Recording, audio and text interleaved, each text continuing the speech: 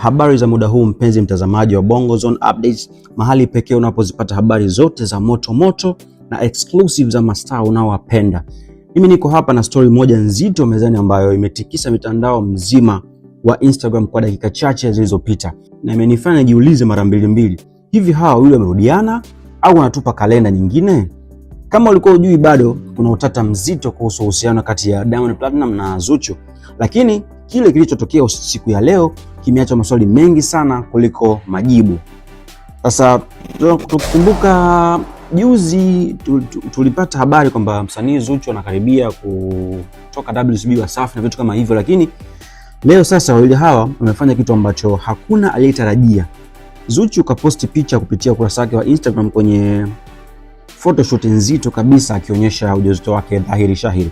Na si hivyo tu, but mzee mzima, na maanisha Diamond Platnumz, naye hakubaki nyuma.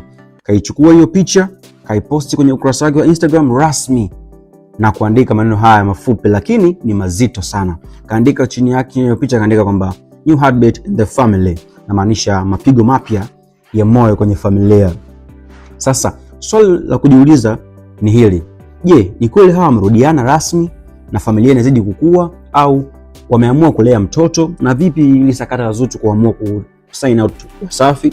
Na au huu ni mradi mwingine mpya wa kimuziki au promotion ya kazi yao ijayo? Lakini pia nikukumbushe wewe mtazamaji wetu, kwenye ulimwengu wa Bongo Flava na haswa WCB, mambo yanabadilika kwa sekunde tu, lakini kwa picha hizi na hili neno la new heartbeat, ukweli mtupu unakaribia kujulikana.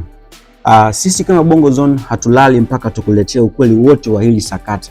Usikae mbali na channel yetu, bonyeza neno subscribe hapo chini, weka notification bell ili usiwe wa mwisho kupata updates punde tu tutakapomnasa mtu wa karibu na kambi yao.